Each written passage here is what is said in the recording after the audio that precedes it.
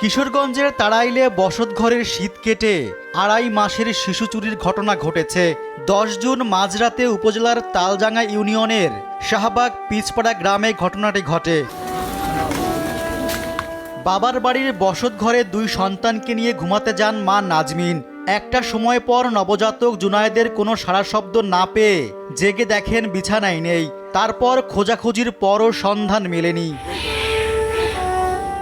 সন্তান হারিয়ে বারবার কান্নায় ভেঙে পড়ছেন নাজমিন। যে কোনো মূল্যে সন্তানকে ফিরে পেতে চান তিনি। দিব বলা আন্দার থাকতে এবেলা সোজা খুঁজছি, হঠাৎ সোজা খুঁজছি বাবু লড়ে চলে না। আমি কই কি রে বাবু লড়ে চলে না, তাই দি বাবু নাই। নবজাতক চুরির ঘটনায় এলাকাবাসীও অবাক। এর সঙ্গে জড়িতদের দৃষ্টান্তমূলক শাস্তির দাবি করছেন তারা।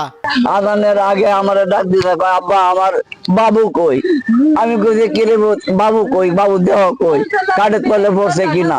আমার পরিবারে দেখতেছে আত্মদে ভরিয়া কাঠের নিচে কইতাছে কলো হাই দেওয়া এনে হিং দেওয়া। শীত কাটায় বাবু নেই সুষ্ঠু তদন্ত করে সঠিক বিচার চাই, সর্বোচ্চ তদন্ত করে সর্বোচ্চ শাস্তি চাই, কঠিন বিচার হোক, বাচ্চাটা উদ্ধার করা হোক। এদিকে শিশুটি উদ্ধারে সব ধরনের বিষয় মাথায় নিয়ে কাজ করছে স্থানীয় পুলিশ। আশা করি যে আমরা এই বাচ্চাটাকে তার মার কাছে ফেরত দিতে পারবো। যদিও এখন পর্যন্ত আমার কাছে ঠিক ওই ধরনের কোনো ক্লু নেই, তবে ক্লু সংগ্রহ করার জন্য আমরা সচেষ্ট রয়েছি। নিশ্চয়ই অন্যান্য ঘটনা যেগুলি ঘটে আমরা সমাধানে সচেষ্ট থাকি, এটা ক্ষেত্রেও তার ব্যতিক্রম হবে না। যদিও এখন পর্যন্ত চুরির ঘটনায় কোনো ক্লু খুঁজে পাওয়া যায়নি বলে জানান তিনি, তবে দ্রুত সময়ের মধ্যে পেয়ে যাবেন বলে আশাবাদ ব্যক্ত করেছেন। রিজওয়ান সিদ্দিকী, দেশ টিভি।